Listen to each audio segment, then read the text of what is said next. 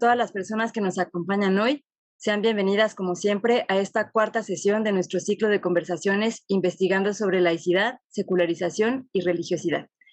El objetivo de este espacio consiste en entablar el diálogo con investigadoras e investigadores cuyas reflexiones se vinculan con esos temas y enfatizando en especial la toma de decisiones, tanto conceptuales como metodológicas, que surgieron en el proceso de construcción de sus estudios. Antes de iniciar, y como siempre, quiero agradecer a todas las personas que hacen posible este evento, al Instituto de Investigaciones Jurídicas por proveernos el espacio, al Departamento de Eventos y Difusión, al equipo de la Cátedra Extraordinaria Benito Juárez por todo su trabajo y su apoyo, y también, a nombre de la cátedra, agradecer a quienes siguen esta transmisión, ya sea por Zoom o por Facebook Live. Hoy contamos con la presencia de un invitado muy querido además, Pablo Semán, para conversar sobre una de sus obras que lleva por título Vivir la fe entre el catolicismo y el pentecostalismo, la religiosidad de los sectores populares en Argentina. Pablo, bienvenido, muchas gracias por estar aquí. Bueno, el doctor Pablo Semán es doctor en Antropología Social y licenciado en Sociología. Es investigador del Consejo Nacional de Investigaciones Científicas y Técnicas, CONICET, en la Universidad Nacional de San Martín, donde también se desempeña como docente de grado y de posgrado. Es especialista en culturas masivas y populares. Entre sus líneas de trabajo se encuentran las experiencias religiosas, musicales y literarias. Es autor y coautor de 8 libros, más de 40 artículos publicados en revistas nacionales e internacionales, y también de capítulos de libro vinculados con su especialidad. No voy a leer todas las publicaciones, evidentemente, porque entonces me llevaría mucho tiempo, pero sí quiero referir aquí algunas de las últimas publicaciones del doctor Semán, entre ellas Religiones y Espacios Públicos en América Latina, de 2021, Pentecostalismo y Desigualdades Sociales en América Latina, de 2020, ¿Quiénes son? ¿Por qué crecen? ¿En qué creen? Pentecostalismo y Política en América Latina, de 2019, Etnografía, Mediaciones y Pragmatismo, de 2019, y por supuesto el libro que nos trae aquí hoy, que lleva por título Vivir la fe entre el catolicismo y el pentecostalismo, la religiosidad de los sectores populares en Argentina. Pablo, otra vez quiero darte la bienvenida, agradecer tu disposición para compartir tu trabajo en este foro, y ahora sí, para entrar en materia y dejarte ya la palabra, me gustaría que iniciaras con una visión un poco a vuelo de pájaro sobre este libro, de qué trata, y que tengamos todos y todas un piso común para discutir tu trabajo. Bueno, muchísimas gracias por la invitación, muchísimas gracias a todos los que y todas las que se acercaron. Espero también que tengamos presencias por Facebook Live. Facebook Live. Así que también agradezco a quienes están del otro lado. Yo quiero contarles muy brevemente algunas cuestiones que me parecen importantes ahora de este libro, tanto de su contenido como de su historia, ¿no? En cuanto al contenido, quiero referir algunas palabras clave, ¿no? Una de ellas para mí es transversalidad y tiene que ver con la idea de que las experiencias religiosas se describen mejor acudiendo a una descripción de la forma en que se dan realmente, hibridándose con ciertos procesos culturales, y que por lo tanto los católicos difieren entre sí muchísimo y los pentecostales difieren entre sí muchísimo, pero también sucede a veces que algunos pentecostales y algunos católicos se parecen entre sí, otros pentecostales y otros católicos se parecen entre sí y difieren de otros.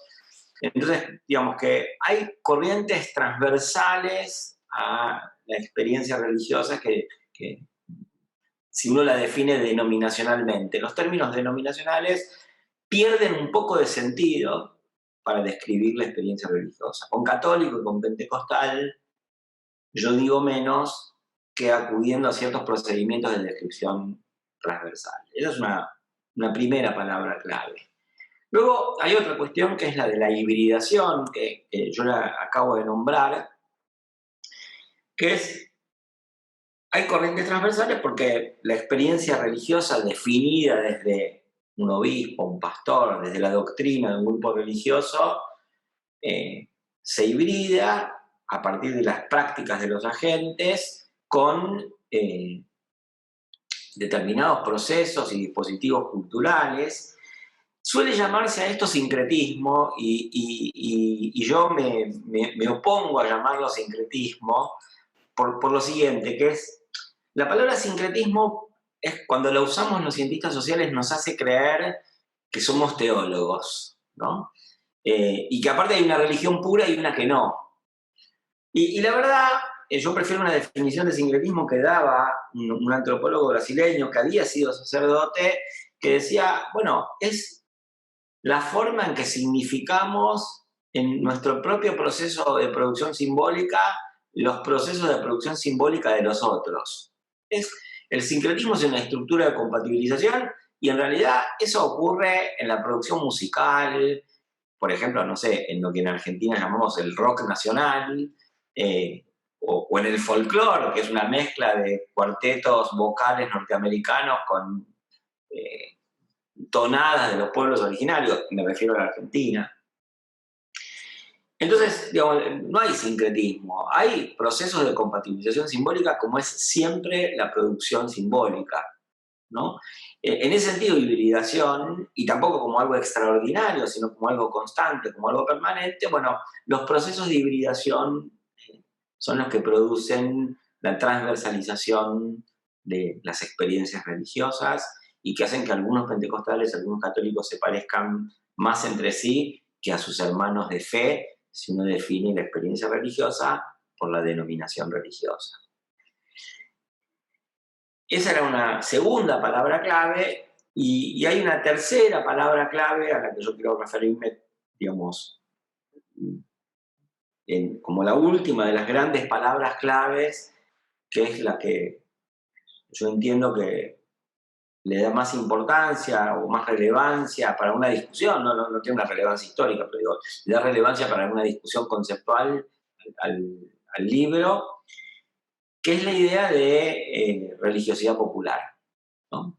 Yo trabajé con, y creo que el libro dice, sectores populares, y hay otro término que es religiosidad popular y no es lo mismo. Yo trabajo con los sectores populares de la demografía y además hablo de una forma muy específica de religiosidad popular que para mí no se reduce o no pasa solo por resistencia, contrahegemonía, adaptación,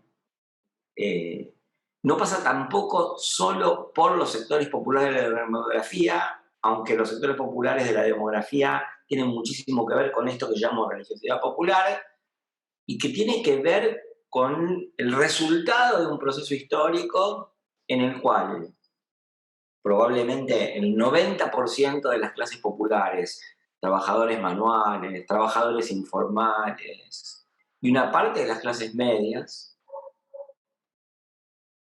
tienen una perspectiva que yo llamo cosmológica. Cuando yo hablo de religiosidad popular, en este libro hablo de perspectiva cosmológica, y a mí me interesa muchísimo subrayar este término, porque creo que ahí entra el diálogo con lo que este grupo viene discutiendo constantemente desde hace muchísimo tiempo, que tiene que ver con la idea de secularización. Porque voy a tomar una expresión casi textual, en lo que me la acuerdo, hace mucho que no la leo, y yo ya me puse viejo, entonces no me la acuerdo tan textualmente, pero Max Weber, La ética protestante y el espíritu del capitalismo, describe la experiencia del desencantamiento del mundo como una experiencia dramática, en la que se interrumpe, y esto sí es textual, el comercio entre los hombres y los dioses. Eso que aparece muy citado muchas veces, donde dice, bueno, nosotros cuando dejamos de creer que una lamparilla se enciende porque le enciende una fuerza mágica y en realidad pensamos que no sabemos cómo funciona la electricidad, pero podríamos saber cómo funciona la electricidad, es la contracara del proceso de desencantamiento del mundo. Bueno, pero lo que uno debe preguntarse es, se interrumpió el comercio entre los hombres y los dioses, se vuelve todo racionalizable desde la perspectiva de todos los humanos, incluso contemporáneamente. No, esa es mi respuesta a esa pregunta.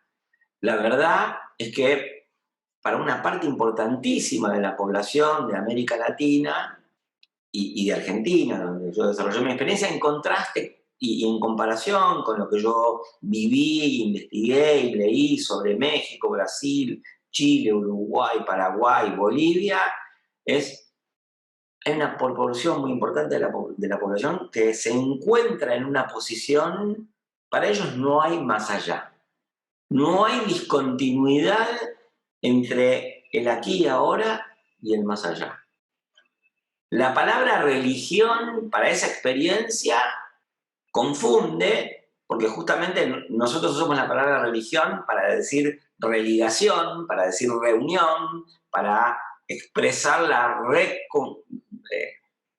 la reconstitución de una unidad que en la experiencia cosmológica no está rota, está rasgada, sufre atentados, puede ser cuestionada, pero es permanentemente repuesta. Por eso, además, no es un carácter esencial. En algún momento esos atentados pueden hacerla cambiar.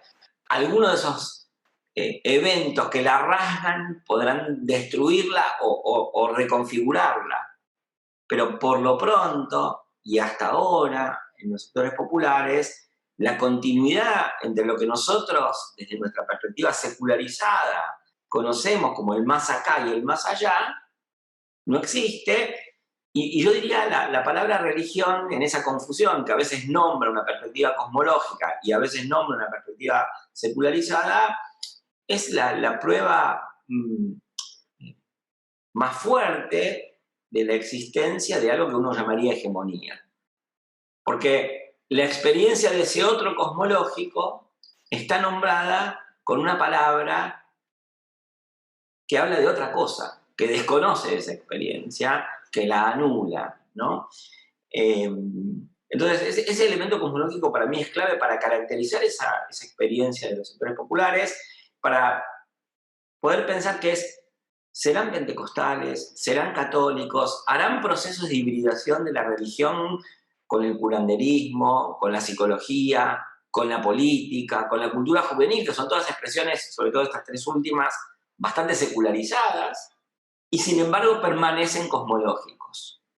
E insisto, no se trata de un esencialismo. Yo no estoy diciendo que esto tiene duración eterna, de que no es cambiante en su configuración, pero el hiperdeterminismo de la posición cosmológica sigue existiendo y determinando una idea muy presente en quienes participan de esta perspectiva, especialmente los sectores populares, que es: no todo es cuestión de lo que se explica racionalmente, no todo es cuestión de la ciencia, y no solo se cree en los milagros, como dice una canción en Argentina, a la hora del entierro.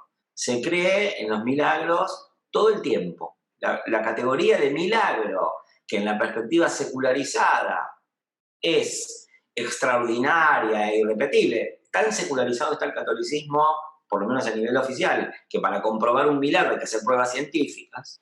En la perspectiva cosmológica es al revés. La categoría milagro no es ni inexplicable ni extraordinaria, es explicativa y ordinaria. Ocurren milagros todos los días. Alguien podrá decir, eso es banalizar los milagros. Bueno, será desde una perspectiva secularizada. Bien, esto es lo que yo tenía para decirles en cuanto al contenido del libro: transversalidad, hibridación, composición, más allá del sincretismo y perspectiva cosmológica. Y eso me permite entender la pluralidad de expresiones de la religiosidad de los sectores populares al mismo tiempo que uno de sus denominadores comunes. Y eso me permite entender la transición de los sectores populares en una época donde hay modernidad pero no hay secularización necesariamente. Quiero, para no extenderme mucho más en esto, referirme a una cuestión que tiene que ver con la historia del libro. Hasta acá dije que quería hablar del contenido, voy a hablar un poquitito de la historia. El libro fue publicado ahora y no voy a decirlo yo, que tuve muchas dudas sobre la actualidad del libro, lo voy a decir con las palabras de algunos amigos y reseñistas, como Rodrigo Toniolo, como Alejandro Frigerio, o como más jóvenes como Pilar García Bocio, que, bueno, voy a hacer circular esas reseñas, pero que me plantearon que yo podía publicar ese libro, que tenía sentido publicarlo, porque hablaba de cosas que no se hablaban en nuestras disciplinas, más allá de que yo había terminado de escribir lo central de este texto hace 22 años. ¿No? Y la investigación comenzó mucho antes, comenzó en 1990, cuando yo era más que nada un profesor de teoría social, daba una materia que se llamaba, participaba de un curso que se llamaba El lazo social de Durkheim a Turén, y la pregunta de ese curso era ¿por qué es el lazo social y no más bien la nada? Y yo me encontré con que en el barrio en que vivía, en una época de hiperinflación en Argentina, de 6.000% de inflación, la gente se congregaba en iglesias pentecostales y yo pensé torpemente, la respuesta empírica a esa pregunta teórica era, bueno, las religiosidades reconfiguran el lazo social. La verdad es que es mucho más complejo, no tiene sentido que ahora yo discuta por qué eso es más complejo, pero quiero decir, empecé mi investigación como sociólogo y como profesor de teoría social. Empecé investigando iglesias pentecostales, empecé haciendo entrevistas en las puertas de las iglesias, empecé con mucho miedo porque yo vengo de una formación espiritual nula y más bien antirreligiosa. Y entonces tenía vergüenza, porque aparte yo en esa época estudiaba psicología y la iglesia a la que iba a entrevistar gente era cerca de la facultad de psicología y pensaba, ¿qué van a decir mis compañeros de clase de que estoy en una iglesia? Luego empecé a entrevistar a la gente porque algunas personas me invitaban y decían, bueno, conversemos en mi casa. Bueno, perfecto. Entonces yo empecé a darme cuenta que la religión en la vida cotidiana no era lo mismo que la religión en la iglesia. Y eso me fue llevando a hacer una experiencia antropológica y a inscribirme en un doctorado en Brasil. Y ahí yo me encontré con que había gente que hacía cosas que para un sociólogo eran desconocidas y ridículas, como irse a vivir al barrio con el grupo que pertenecía a la religión que estaban estudiando. Pero yo dije, bueno, yo quiero hacer eso. Y entonces, cuando volví a Buenos Aires, empecé a hacer eso. Claro, los hábitos de sociólogo me llevaron a que durante los primeros 6 meses del trabajo de campo yo hice 120 entrevistas biográficamente orientadas. No podía parar de hacer entrevistas. Era una compulsión realmente, ¿no? Y me deprimía. Decía, bueno, ¿y dónde están las maravillas que ven los antropólogos, los imponderables de la vida cotidiana? La religión? Y claro, lo que pasa es que yo no me callaba la boca, ¿no? Yo le hacía preguntas. Subía un colectivo dentro del barrio y todo el mundo me decía, este es el que entrevista. Pero podría haber sido candidato a prefecto o intendente del barrio.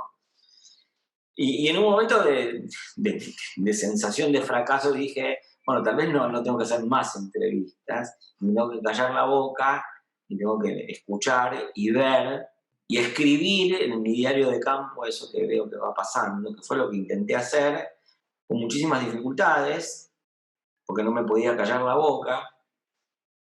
Y esa es la historia de la investigación que me fue transformando de profesor de teoría social en sociólogo y de sociólogo en etnógrafo. Y aprovechando que dije que en ese momento no me podía callar la boca y que era bueno callarse la boca, me voy a callar la boca ahora para abrir espacio a la conversación y a las preguntas que seguramente permitirán que yo explicite cosas que realmente les interesen. Así que bueno, gracias por haberme escuchado hasta acá y abrimos el debate. Me llenó al contrario. Qué bueno que no te callas la boca porque es muy interesante escucharte todo el tiempo, de verdad. Mira, de lo que has dicho hasta ahora, hay muchísimas preguntas que me gustaría hacerte, que además también me surgieron mientras estaba leyéndote, pero voy a iniciar por una que tiene que ver precisamente, como decías hace un momento, con los temas que hemos revisado en este espacio en varias ocasiones. De hecho, en las sesiones anteriores de esta serie de conversaciones se ha hablado mucho sobre el concepto de secularización, enfatizando que se trata de un proceso que no puede pensarse como lineal, pero tampoco como total. Es decir, que este desencantamiento del mundo o este descentramiento de lo religioso como eje de la organización social, no puede pensarse como homogénea. Y, pues bueno, dicho en otras palabras, que el descentramiento de lo religioso en el nivel macro social no necesariamente se replica en todos los grupos en el nivel micro, ¿no? Entonces, me parece que tu libro constituye un aporte muy interesante en ese sentido y me gustaría si pudieras profundizar un poco al respecto, porque parece que la mayor parte de las sociedades latinoamericanas, igual que de las sociedades occidentales, digamos, en el nivel macro, parece que ya no se cuestiona mucho el que la religión ya no es pues el eje que define al resto de las esferas sociales. Pero en el nivel micro, pues todo parece indicar que la historia es completamente distinta, ¿no? Entonces, si pudieras profundizar un poco en eso, te lo agradecería mucho. Perfecto.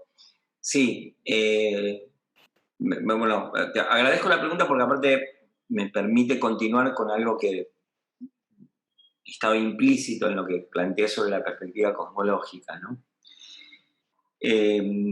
A ver, yo veo que, como vos nombraste y como describiste, hay una idea sobre la secularización que es lineal, es progresiva, y es un proceso convergente, ¿no? En el sentido que abarca toda la humanidad y es casi como inventa, descubre. La agricultura también se desarrolla la alfarería, ¿no? Y eso va llevando una secuencia unilineal de evolución y desarrollo.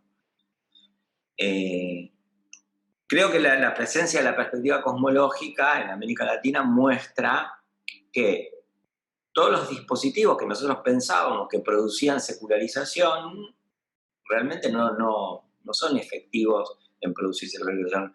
No hay menos religión en la vida cotidiana, que es una de las previsiones del paradigma de la secularización, y no hay menos religión en la religión, en el sentido, no hay menos elementos encantados en los grupos religiosos, como se suponía que podía pasar. Y eso tiene que ver con la presencia de lo religioso en lo micro.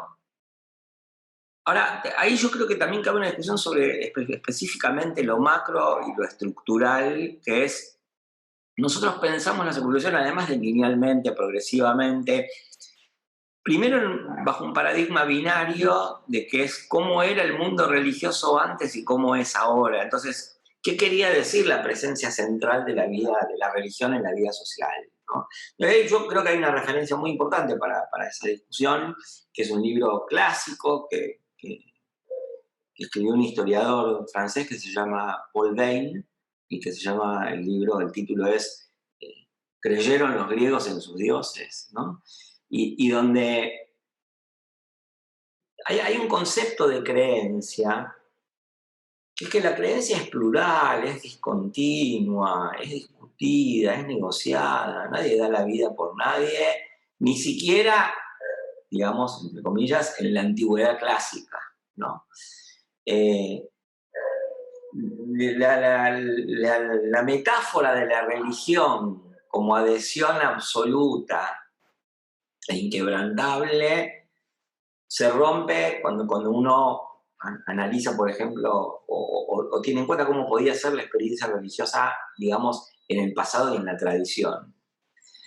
Con lo cual, aparte, uno se encuentra con que eso tampoco es muy diferente de la modernidad, entre comillas, donde sí, la pluralidad, la discontinuidad, la heterogeneidad de la experiencia de la creencia también están presentes. Yo acá, además, introduzco un término que es creencia. Yo creo que creencia no.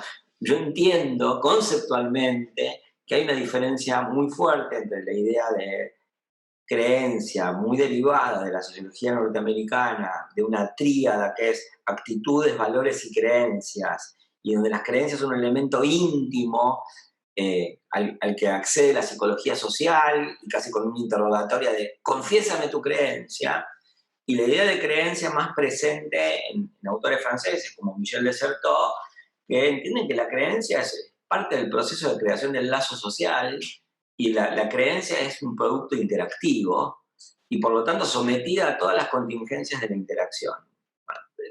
Vuelvo a esto que es, a nivel macrosocial, si nosotros pensamos en la creencia tal cual yo la estoy pensando, la oposición entre lo tradicional y lo moderno, entre un mundo de creencias absolutas y un mundo de creencias relativas, se diluye un poco. Y a esto agrego otra cosa, que yo la leí en el año 1998 y me fascinó, pero no la terminé de hacer carne hasta hace 2 o 3 años, que es, yo leí porque un antropólogo brasileño magnífico, que es Otávio Bello, nos había recomendado leer a un autor que hablaba de la reversibilidad de la secularización. Y eso atentaba contra la idea de que la secularización es un cambio estructural. Sí, o sea, sí, pero no evolutivo. Y uno lo leía y dice, bueno, un tipo en la India dice que la secularización es reversible. Y la verdad es que conceptualmente era impresionante el concepto, perdón la redundancia. Pero al mismo tiempo, no se podía hacer carne tan fácilmente. Claro, después uno fue viendo que, por ejemplo, el hinduismo se reimpone en la organización del Estado de la India y hay grupos que están siendo excluidos de la ciudadanía por la reintroducción del hinduismo en el centro de la organización estatal.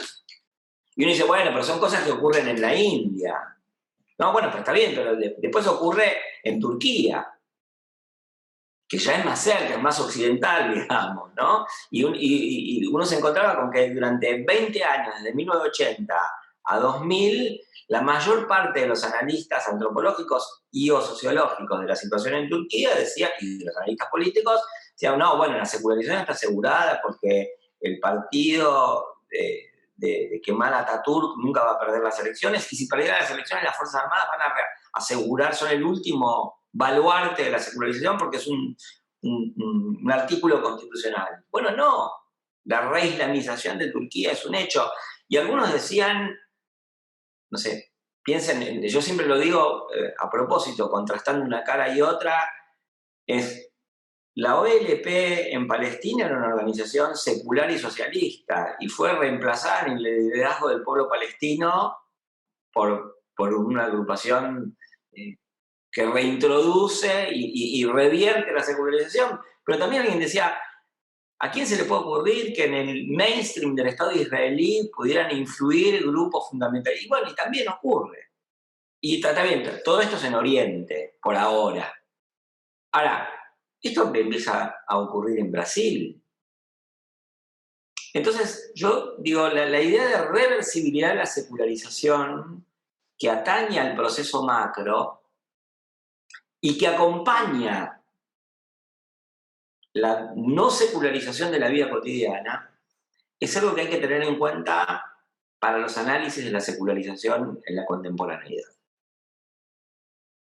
¿No? Eso es lo que yo creo que está implícito en el libro, porque al dar cuenta de la densidad de la perspectiva cosmológica en la vida cotidiana de millones de personas, uno puede entender que alguien diga, desde la política, tales cosas tienen que ver con la experiencia de lo sagrado.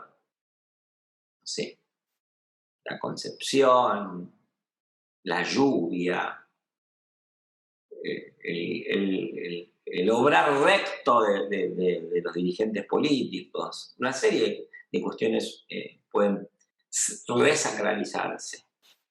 Entonces, hay un diálogo entre la vida cotidiana y el nivel macro, y la noción de reversión de la secularización creo que nos sirve muchísimo para discutir el carácter del proceso de secularización en la contemporaneidad en América Latina. Perdón si me extendí. No, al contrario. De hecho, me gusta mucho lo que dices porque son reflexiones que yo misma he tenido o que hemos tenido ya en varias ocasiones en este espacio. Y es eso, o sea, quitarse de la cabeza esta noción de que la secularización es un proceso no solamente lineal y evolutivo, sino que además se da de una vez y para siempre, ¿no? Y que se da como si fuera de manera homogénea. Me parece que no es para nada el caso y creo que, digamos, si eso es visible en el nivel macro, me parece que en el micro es todavía muchísimo más interesante de estudiar y de observar y de ver que, como decías al principio, no podemos ya pensar, me parece, en este concepto a partir de una lógica binaria, ¿no?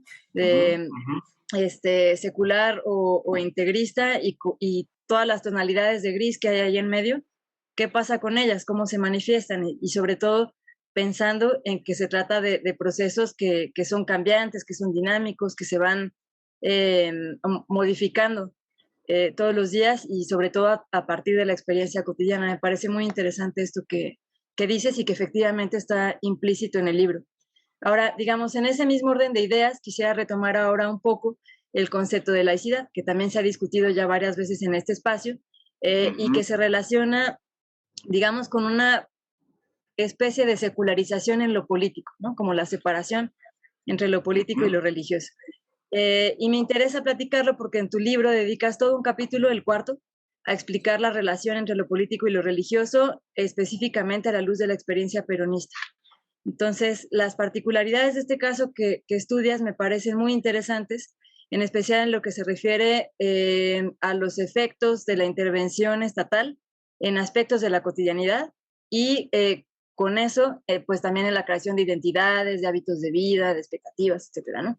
Y quisiera saber igual si podrías explicarnos un poco más sobre esto y la manera en la que esa, no sé si llamarle estructura, pero bueno, sí que esa estructura, si es que se puede llamar así, se manifiesta en las prácticas religiosas de quienes habitan el barrio que estudiaste. Sí, bueno, yo parto de una cuestión en la que coincidimos conceptualmente, ¿no? Que efectivamente la laicidad es el capítulo político de la secularización.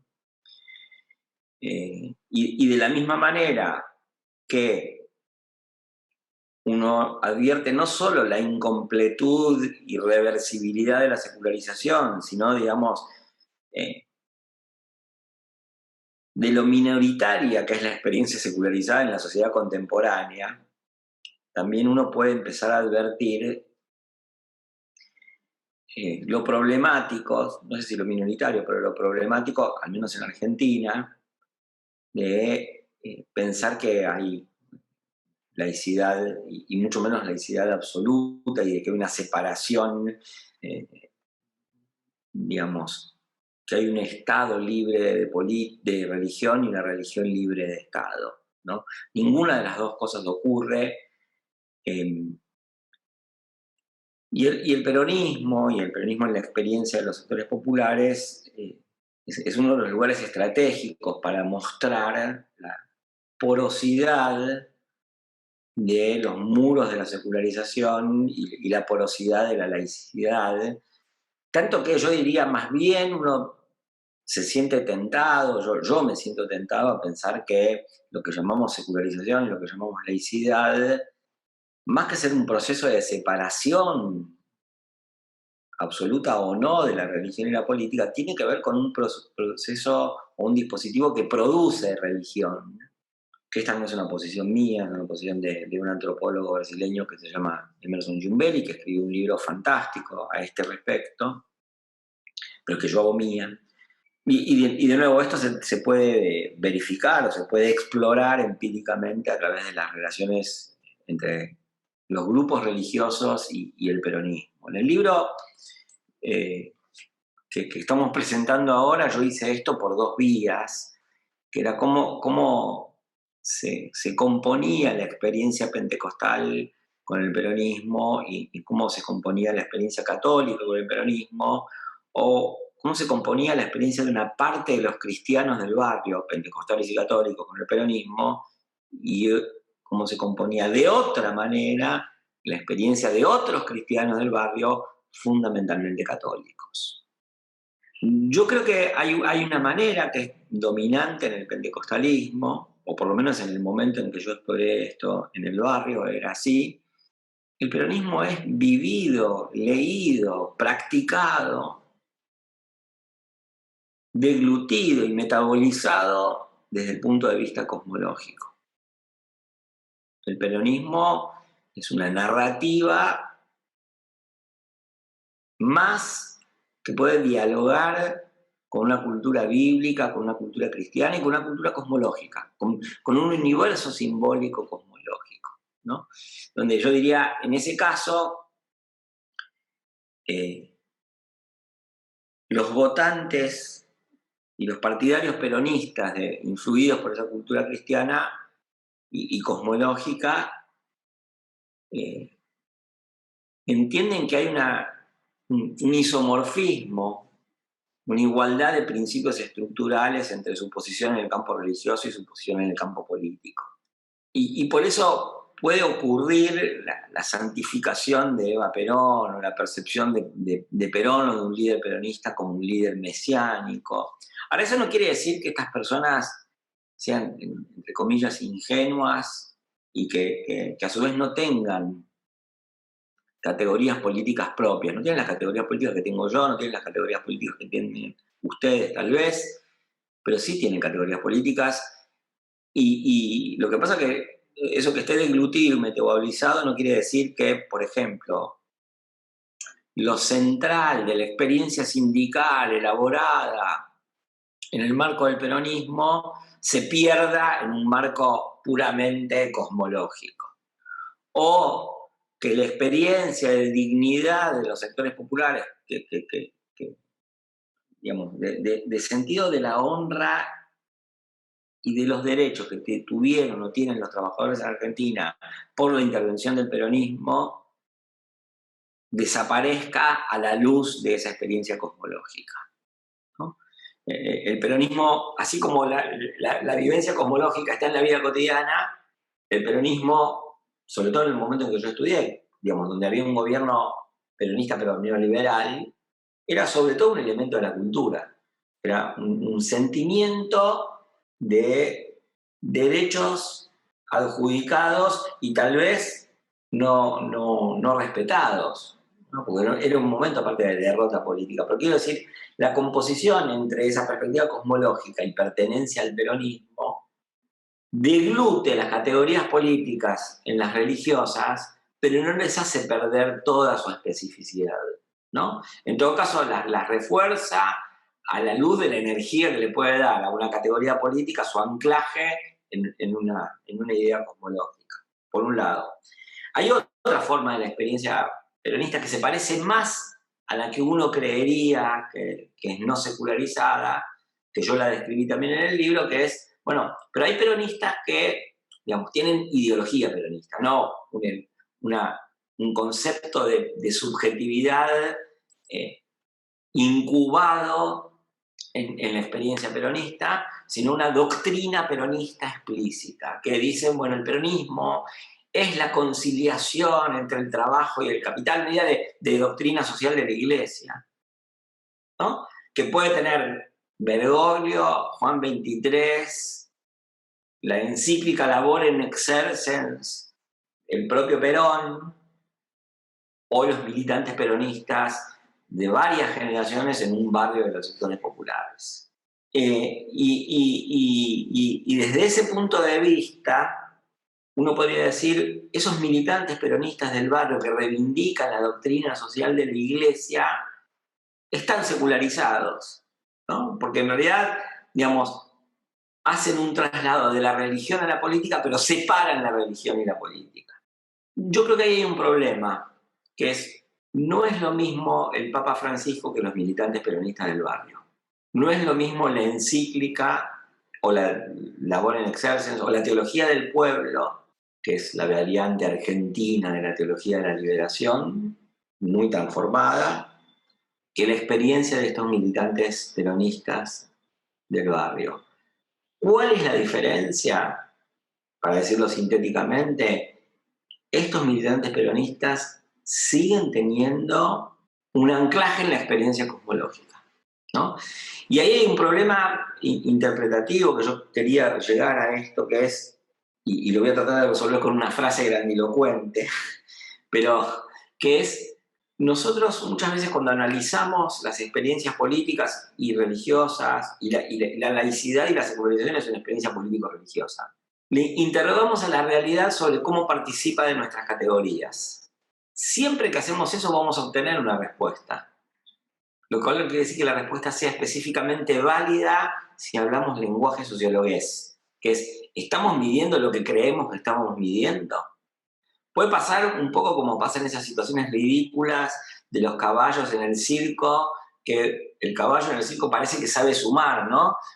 Perdón, todos ustedes son muy jóvenes. En los circos había caballos que uno hacía y después hacía y el caballo respondía con, no sé, hacía 4 gestos, como que el caballo sabía sumar, sabía que 2 más 2 es 4, ¿no? Porque claro, uno interrogaba al caballo desde la categoría de la matemática y el caballo, vaya a saber, respondía desde la experiencia de la zanahoria. Bueno, nosotros podemos interrogar la presencia de las categorías de la secularización y de la laicidad en otros sujetos y ellos nos pueden dar una respuesta que nosotros podemos interpretar tranquilamente, violentando sus propias categorías en términos de nuestra categoría, es decir, sí, estos tipos separan religión y política, son peronistas y son cristianos, pero una cosa es una cosa y otra cosa es otra cosa y no tienen nada que ver una con la otra. Y yo creo que cuando pensamos así los estamos tratando como el público y el domador trataba al caballo del circo, que es no preguntar cómo eso se presenta en sus propios términos, ¿no? Y mi frase grandilocuente es una de un antropólogo brasileño que se llama Marcio Goldman, que dice, a la categoría de ideologías englobantes debemos oponer la analítica de los procesos inmanentes, ¿no? Entonces, yo entiendo que es una diferencia muy sutil, porque ciertos personajes son peronistas y son cristianos, van a la iglesia y van y votan al peronismo y militan el peronismo. Pero no es que están separadas. Nosotros desde nuestra idea de secularización podemos pensar que lo están y podemos ver esas dos cosas separadas y podemos estimar que ese sujeto lo separa. Porque estamos viéndolo desde ideologías englobantes, que son categorías secundarias, posteriores a los procesos y a las prácticas. Estas personas que yo examino y discuto en el libro, que son peronistas por un lado y cristianos por el otro, no dejan de vincular íntimamente una cuestión a la otra. Y hay que ver cómo emerge, en el caso de esos sujetos, su adhesión al peronismo desde el cristianismo, su adhesión a la ideología peronista desde el cristianismo, ¿no? Ya no se trata del caso de los primeros, que es casi como un peronismo inconsciente, presente en la cultura, pero digamos, no es, o sea, claro, son sintónicos y suenan como y parecen la doctrina social de la Iglesia, pero llegan a la doctrina social de la Iglesia desde la vida cotidiana. Les voy a dar un ejemplo mucho más actual para entender esto. En Argentina, los repartidores en moto, los Rappi, los, no sé cómo se llaman allá, muchos de ellos son liberales, ideológicamente. Pero no llegan al liberalismo porque leyeron a Adam Smith. No les importa, no saben la ideología, no la conocen desde ese punto de vista. Sí les pasa que necesitan pasar, hacer y circular. Y desde ese lugar adhieren al liberalismo, ¿no? Desde las prácticas, desde la inmanencia de sus propias prácticas. A mí puede gustarme o no, eso no me importa. Bueno, estos sujetos que estoy describiendo vinculan peronismo y cristianismo desde sus prácticas.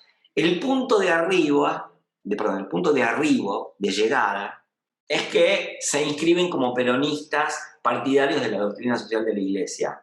Y eso le permite al investigador sacar una conclusión que es una falsa sinonimia, que es, este tipo es partidario de la doctrina social de la Iglesia, igual que Bergoglio, igual que el cura obrero francés del barrio. No, no es lo mismo. Son trayectorias diferentes para llegar a puntos de partida que parecen concomitantes, pero tampoco lo son. Y yo creo que es importante hacer esas distinciones. Y ahí de nuevo también se juega la incompletud de la secularización, ¿no? Incluso los partidarios de la doctrina social de la Iglesia, por lo menos desde el punto de vista de los sectores populares, no están secularizando nada. Me extendí muchísimo, pero espero haberlo dejado claro. Espero que el precio de que me haya extendido haya valido la pena. Sí, vale totalmente la pena, te lo puedo asegurar. Oye, ahora que dices esto último, me llama mucho la atención tratar de pensar en esta noción de no llegar con ideas o con conceptos ahí preconcebidos y forzar a la realidad a que encaje en esas categorías, ¿no? Pero entiendo que también es un proceso muy complicado el de dejar hablar a los sujetos y a partir de ahí ir construyendo otros conceptos u otras maneras de aprender sus experiencias, porque a fin de cuentas, pues para hacer un estudio o una obra o un análisis de la información, hay que partir de ciertas categorías, ¿no? Entonces, quería saber si puedes también platicarnos un poco sobre cómo fue el proceso de trabajo de campo y cómo fuiste eventualmente cambiando, imagino, esas nociones que llevabas y que se fueron transformando pues a raíz de la experiencia cotidiana y de la interacción con estas personas, que además sabemos que hiciste montones de entrevistas y que estuviste ahí un buen rato en el barrio. Entonces, ¿podrías narrarnos también un poco de eso o si hubo puntos de inflexión que te hicieran pensar, híjole, creo que este concepto no me sirve, creo que religiosidad popular, hay que criticar esa noción para abrazar esta otra, sincretismo no me sirve, voy a hablar de hibridación, un poco eso. Sí, sí, digamos, el proceso metodológico es clave, ¿no? Bueno, obviamente todos sabemos que nadie entra sin categorías a hacer un trabajo de campo. Inclusive nuestra relación con esa verdad metodológica a veces es un poco perversa. Porque nosotros decimos, nadie entra sin categorías y casi como decir, bueno, como nos vamos a morir, entonces nos suicidamos, ¿no? Entonces nos entregamos al vicio y probablemente el proceso metodológico consiste en poder no entregarse a ese vicio. Yo sé que entro con categorías. Lo que no sé es con cuáles categorías entré y cómo van a ser cuestionadas. Entonces, la adquisición de categorías superadoras de aquellas que yo tenía es un proceso retrospectivo, es el efecto de un contraste. Yo no puedo programar qué categorías voy a perder, ni en qué sentido las voy a perder. Solo sé que, digamos, me puede pasar que pierda categorías. Y tengo que estar abierto a eso. Eso en primer lugar, ¿no? Entonces, en una investigación, yo creo que es importante ceder a este elemento indeterminado. Voy a perder categorías, pero no sé cómo, ni cuándo, ni a favor de qué. Pero las voy a perder. La segunda cuestión que para mí es importante, diría, niños, esto sí háganlo en sus casas, que es, ¿por qué son importantes los directores de tesis en la vida de un investigador? Porque eso, ¿no? Porque y después salgo de los directores de tesis, porque por ahí algunos ya terminaron la tesis, pero digo, un director de tesis es un mediador entre mi inquietud originaria y el campo de conversaciones. Porque el tipo conoce más que yo esas conversaciones. Y puede haber un director de tesis y puede haber bibliografía, que ejerce la misma función del director.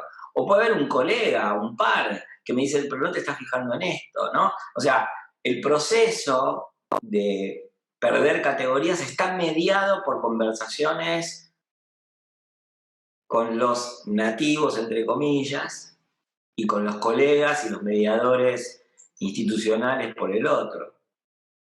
Y eso se produce en una tesis, se produce en un libro, se produce permanentemente, digamos, no sé a favor de qué voy a perder categorías, pero sé que las voy a perder, pero eso implica el diálogo crítico con mis colegas y sobre todo con mis anfitriones, a los que llamábamos nativos, ¿no? La antropología históricamente siempre tuvo una tensión intrínseca, porque, digamos, hoy la palabra nativo, y por eso yo la nombré entre comillas, es colonial. Uno presupone que los nativos son una fuente de datos, uno los agarra del cuello y les saca los datos, ¿no? Y en realidad no, los nativos siempre nos dieron los datos que quisieron en función de sus interacciones con nosotros y estaba perfecto que lo hicieran. Y en todo caso es una relación asimétrica. Aún así, en la más colonial de las relaciones, los antropólogos aprendían algo de los nativos. Bueno, en la época que hicimos mi investigación, todavía éramos bastante coloniales, menos que los coloniales, o que los imperialistas, pero bastante, y todavía podíamos aprender. Entonces, parte del proceso de reelaboración de categorías fue darme cuenta de que algunas cosas que me decía la gente tenían más sentido que las cosas que yo pensaba. Y voy a dar 2 ejemplos. En un momento, yo estaba acompañando a ver, lo voy a hacer más breve porque es una historia que no la quiero hacer larga. Había un muchachito que estaba deprimido porque no conseguía trabajo y yo lo conocí en un local de un partido político, peronista. Y él había presenciado el mismo discurso del dirigente político del barrio que decía que no había trabajo porque había libre importación de productos y la industria local cerraba. Y a la salida de la reunión, este muchachito me dice, no es verdad lo que dice el dirigente político, en mi caso es otra cosa. Y me hizo toda una cosa así de misterio para que yo le preguntara, yo no le preguntaba, me di cuenta que era un idiota, que ya ahí me di cuenta, digamos, él quería que yo le preguntara. Y yo guardaba como un respetuoso silencio y no preguntaba. Hasta que le pregunté porque me di cuenta. Y él tenía una teoría propia, que él no conseguía trabajo porque había recibido un maleficio, un hechizo. Y el hechizo era que la mujer de su hermano estaba enamorada de él y había hecho un hechizo para ganar su corazón, pero el hechizo había fracasado, entonces le había perjudicado la vida. Y entonces yo razoné desde mi teoría nativa, como si fuese la mejor teoría del mundo y una teoría universal, algo que en Buenos Aires, no en México, pero en Buenos Aires, en mi grupo social es muy común, que es pensarlo desde el psicoanálisis. Y entonces yo dije, este tipo tiene un complejo de culpa porque está enamorado de la mujer del hermano y entonces se sabotea porque no puede avanzar en esa relación. Y entonces desconocí su teoría. Un día yo me dije, pero ¿por qué tengo que pensar yo que el psicoanálisis o cualquier otra teoría psicológica, más creíble, menos creíble, no importa, es más válida que la teoría del gualicho del maleficio? Gualicho es maleficio, ¿no? O hechizo. La verdad es que no. Bueno, a veces es un momento de quiebre y de perder teorías, ¿no? De perder categorías propias. Segunda situación. Yo me acuerdo que una vez había un tipo que era el dueño de un santuario, ¿no? El dueño, el patrón de un santuario, de un santo popular. Y yo iba todos los días, o sea, los argentinos los argentinos de Buenos Aires y de la clase media, tenemos un tono de voz que es estructuralmente arrogante. Somos insoportables, ódiennos todo lo que puedan. Los argentinos del Gran Buenos Aires no son necesariamente así, son gente mucho más soportable, buena. Y yo me acuerdo que yo iba con este señor porque quería hacerle una entrevista. Y le decían el Indio Cabrera. Decía, hola Indio. Yo me impostaba. Yo me crié en el interior de la Argentina, conozco esa voz. Además, por una experiencia política, me crié en los sectores populares durante 15 años, no es que hice turismo. O sea, soy bilingüe, digamos. Pero, entonces, hola, don Indio, ¿cómo le va? Quería hacer una entrevista. Y el tipo, sí. Nunca hacíamos la entrevista. Un día, que yo estaba acostumbrado a comer comida que no me gustaba en el barrio, fui al supermercado y compré 3 naranjas. Y el tipo me dice, te invito a un asado. Entonces voy a la casa un domingo y me recibe la mujer. Estuve 8 horas comiendo. Me traían platos a mí solo. El indio, su mujer, y me trajeron el asado más rico que haya comido en mi vida y que yo recuerdo en mi vida fue el que comí con el indio. Y además ahí me dieron para tomar y yo tomaba, y ya no sabía dónde estaba parado con la cantidad de alcohol que había tomado. Y cuando iban 6 horas de ese asado, el tipo me dice, te voy a contar la historia del santuario. Y yo ahí decía, ¿cómo voy a hacer para...? Primero que ya no había sentido de usar el grabador ni nada, ¿no? ¿Cómo voy a hacer para acordarme lo que me va a contar este hombre con lo que yo ya tomé? Gracias a la generosidad de este hombre. Y ahí me di cuenta, esa era la entrevista. Entonces una cosa es la categoría entrevista para el investigador, que cree que entrevista es, bueno, nos juntamos en un horario, yo te hago unas preguntas, vos me las respondés, yo las anoto, las grabo y las desgrabo.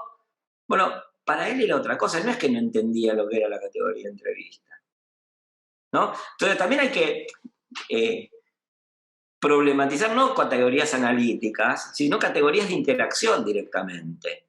Y cuando me fui al asado, para terminar y para más INRI, quiero decirles que la mujer del indio me dice, ¿sabes por qué te invitó el indio a comer un asado? Le dije, no, porque te vio en el supermercado y compraste 3 naranjas y dijo, pobrecito, este chico no come carne. Es una buena motivación para invitar a alguien a un asado, sin duda.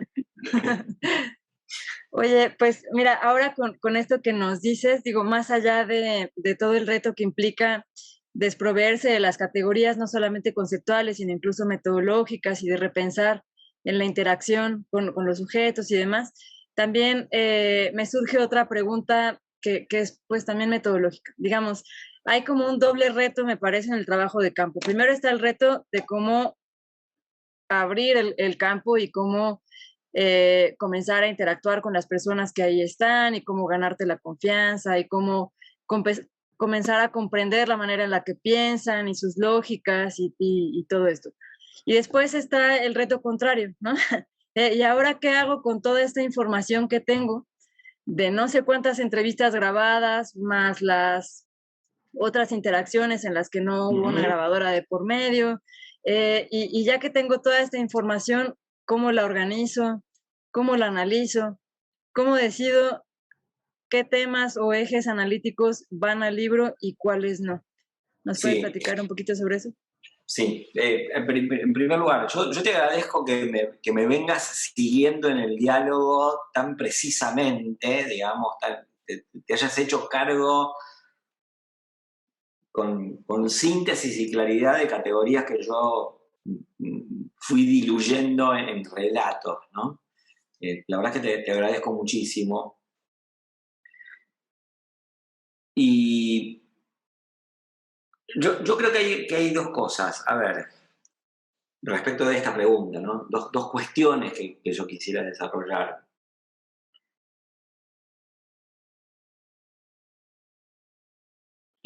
Hay algo que todos sabemos, pero que es muy difícil de poner en práctica,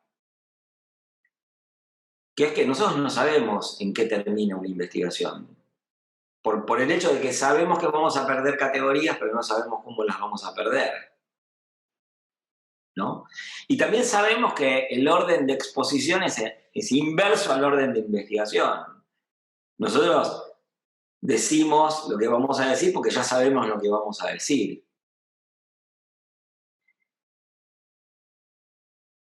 Yo encontré algo que decir luego de todo el proceso, lo fui encontrando a lo largo del camino, supe qué categorías perdía, qué categorías generaba, que eso me permitía una visión más ensanchada de mi propio mundo. Una visión sociológica y antropológica que incorporaba todo lo que podía, la debilidad, la no realización de la secularización, la presencia de otra forma de ver el mundo, ¿no? Eso es lo que yo perdí y gané en el camino. Y eso es lo que traté de transmitir en el libro. Y traté de transmitir las dos cosas, qué gané y qué perdí. Y el proceso por el cual gané y perdí. Ese fue el punto analítico central de este libro, que tiene que ver con estas ideas de transversalidad, hibridación y mundo cosmológico. Y es decirle, miren, a la Argentina que se cree absolutamente secularizada, transformada por la educación, la ciencia, la modernidad, no hay que verla como la veníamos viendo hasta ahora. Hay que ver que el elemento cosmológico es constitutivo de la experiencia de los sectores populares y eso tiene un peso en la vida social muy importante. Ese era el punto analítico. Alguien podría decir, tantas páginas para tan poca cosa. Bueno, puede ser, digamos. Eso ya escapa. Digamos, como tesis me fue bien, digamos. Era algo que los lectores de mi tesis podían tener en cuenta. Eso es una cosa, eso es qué es lo que yo supe y qué es lo que yo dije y lo dije, este es mi punto y lo digo contrastivamente. Creíamos que era una cosa, vimos que es otra, focalicé ahí, podría haber hecho otras cosas, pero decidí focalizar ahí. La otra cuestión es qué hace uno con el fárrago de datos y de entrevistas y de... ¿qué es lo que yo hice? Lo primero que hice fue tratar de dar cuenta de esto contando historias, pero no porque yo sea un narrador o tenga un buen estilo narrativo o me interese la literatura, sino porque al contar las historias yo mostraba cómo eso era no una ideología englobante y una categoría externa, sino algo inmanente a las prácticas. Y creo que eso solicita un tipo de convicción que es mayor y es diferente que el tipo de convicción que solicita una afirmación que diga el mundo popular es cosmológico.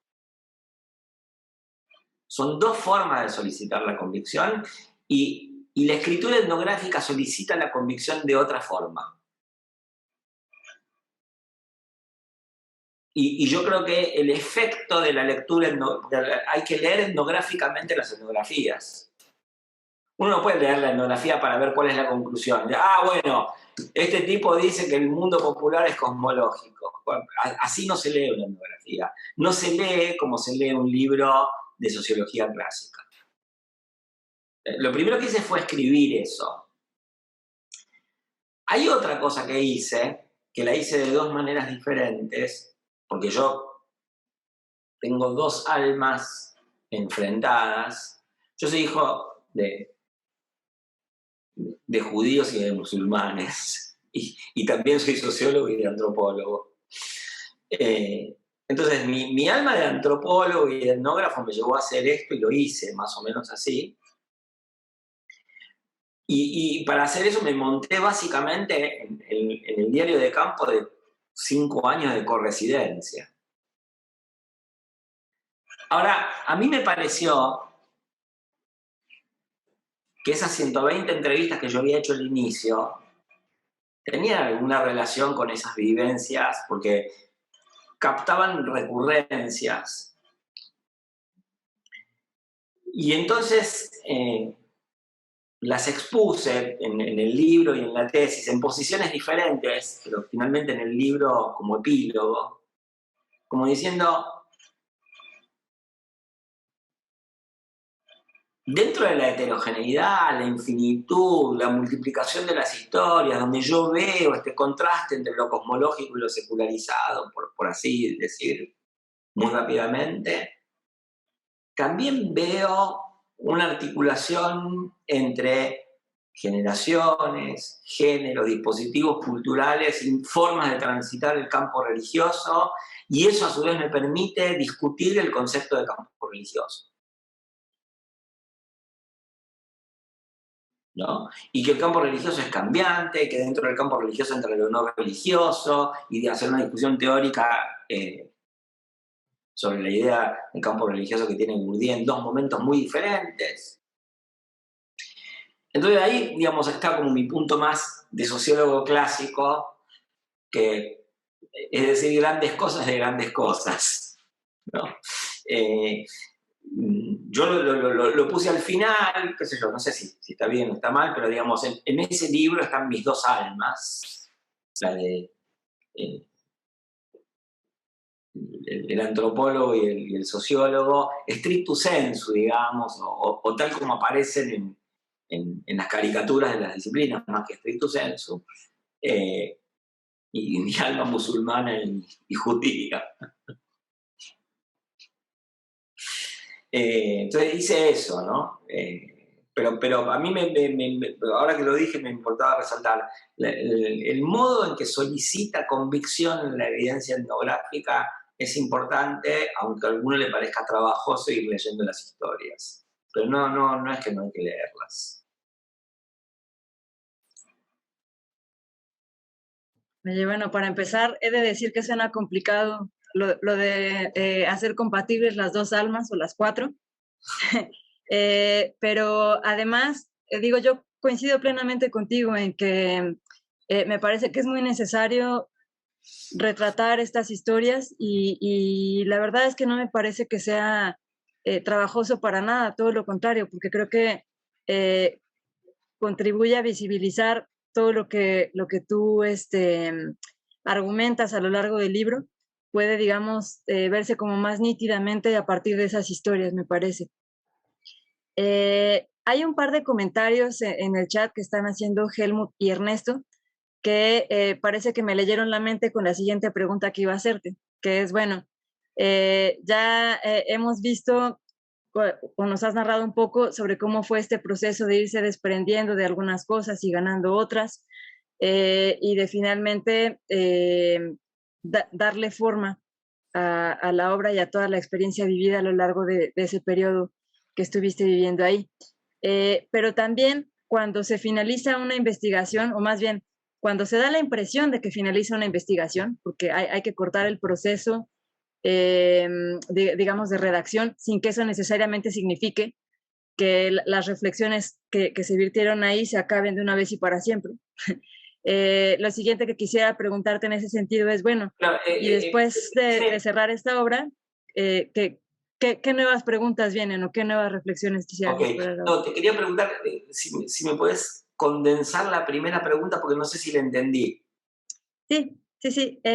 No, lo que quiero decir es, después de este proceso tan amplio de trabajo de campo y de la redacción del libro, parecería que ahí se acabó la investigación y ya, cerramos y pasamos a otra cosa, ¿no?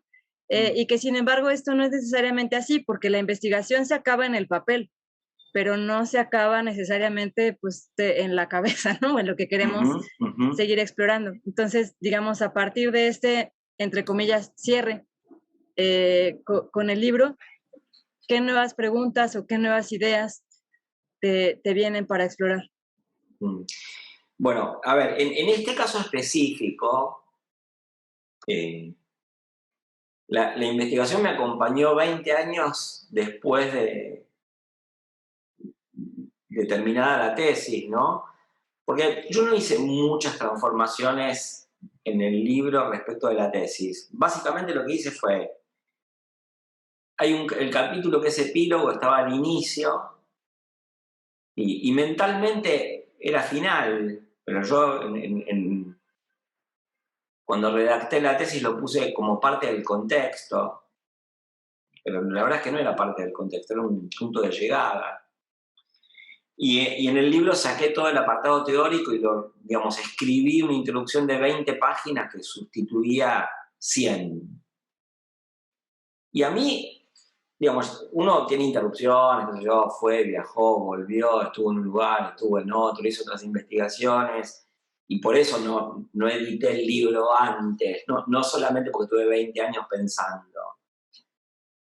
Pero esa reducción de 80 páginas, de sacar 80 y sacar 100 y poner 20, fue un proceso mental que me acompañó mucho tiempo y la verdad es que yo estoy más contento con lo que terminé diciendo que con lo que decía, porque logré clarificarme a mí mismo y es lo que llevó a que algunos colegas dijeran, bueno, esto sigue teniendo vigencia, ¿no? Eso por un lado. Y yo siempre me pregunté si tenía sentido o no, parece que sí. Así que yo tuve un diálogo con la investigación permanente, con lo que yo decía y con lo que decía, digamos, hay algo de la investigación antropológica que es que uno vuelve permanentemente al diario de campo, a los recuerdos, a que le suenan diferentes las cosas que había oído antes, porque hay cosas que nos las dijeron y en un momento las escuchamos de otra manera y ahora nos damos cuenta que las podemos escuchar de otra. Así que hay una continuidad de ese diálogo que es la investigación, que a uno lo lleva a seguir perdiendo categorías y reconfigurándolas, ¿no? Eso en primer lugar. O sea, antes que abrir nuevas preguntas, que es verdad, estas preguntas continúan trabajando. Yo cuando terminé de hacer el libro, no la tesis, sentí que me sacaba una mochila de 200 toneladas de acero de la espalda, ¿no? Pero porque era un diálogo acumulado. Bueno, eso por un lado, que es una parte de la respuesta, no es la que vos me estás preguntando, pero... por otro lado, también me pasó una cosa que es, digamos, esta experiencia de investigación significó, por un lado, digamos, como el agotamiento, no digo el hastío, pero sí la satisfacción de un impulso que yo tenía, que quería conocer cómo eran determinadas cosas en el mundo popular. Me pasó que esta idea de sincretismo, de composición, de producción de la experiencia religiosa, se mantenía activa y se activaba para otros contextos. Entonces sí, digamos, desencadenó inquietudes que yo pude reelaborar en otros campos y entonces me acerqué a investigaciones sobre la experiencia espiritual, religiosa de las clases medias y sobre otros soportes y otros vehículos para la experiencia religiosa. Entonces, digamos, sí, el aprendizaje relanzó las preguntas, me sirvió como un sedimento, como una estructura, un colchón, ¿no? de acogida de mis nuevas inquietudes. No, hay vida después de un libro largo, hay vida después de la tesis, en dos sentidos. Hay una continuidad de esas preguntas que se van reelaborando y hay una discontinuidad que las dos cosas valen. Y acá quiero decir una cosa, yo no sé quiénes de ustedes están haciendo tesis, quiénes ya las terminaron, quiénes son profesores, quiénes son los alumnos, pero yo fui un privilegiado porque era otro mundo, realmente hace 22 años esto era otro mundo. El periodo de tesis era más largo. Yo aparte le dije a mi director de tesis, yo quiero hacer esta experiencia etnográfica. Y me dijo, pero si vos tenés una tesis hecha con todo lo que vos sabés de los evangélicos, podés hacer una tesis. ¿Por qué sos tan loco de querer hacer otra cosa? Bueno, porque quiero. Y el tipo me dijo, mira, te va a costar mucho tiempo y voy a tener que pedir una prórroga. Y mi director de tesis me acompañó en esa cosa que fue totalmente aventurada y yo le agradezco todos los días a Ari Oro esto personalmente. Entonces, o sea, el periodo era más largo y yo conté con el acompañamiento y la comprensión de mi director de tesis en hacer el camino más duro para aprender más cosas porque no quería hacer lo que yo ya sabía hacer. Yo no sé si eso se puede hacer todo el tiempo. Lo que yo sí aprendí, y esto también tiene que ver con lo que me preguntas, Mariana, es que igual las cosas hay que terminarlas. No se pueden hacer infinitas, ¿no? Y entonces yo en algún momento me parecía que todo era infinito. Y está bien ponerse un plazo de término, está bien terminar. Uno sabe, digamos, que siempre va a estar mal lo que uno haga. Pero tiene que saberlo, así como uno sabe que va a perder categorías, también tiene que saber que está mal lo que uno haga. Digo esto sobre todo, por eso inicié diciéndolo respecto de quiénes eran tesistas, quiénes eran alumnos, y a mí me conocen algunos de ustedes que están ahí, porque yo fui profesor de ustedes, que, digamos, los profesores insistimos en que la mejor tesis es la tesis hecha, ¿no?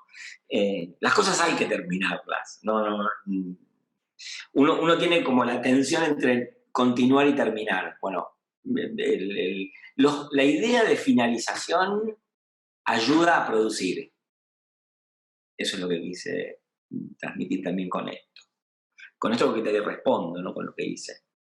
Muchas gracias. Pues sí, definitivamente, sobre todo después de tanto tiempo transcurrido entre el trabajo y la tesis y luego entre la tesis y el libro, me parece que debes haber tenido oportunidad de repensar un montón de cosas y que, bueno, así como decíamos hace un momento, la secularización no es permanente, la religiosidad no es permanente, la laicidad no es permanente, todo va cambiando y va interactuando. Bueno, pues también así pasa con las reflexiones y con los trabajos sociológicos o antropológicos o lo que sean, ¿no?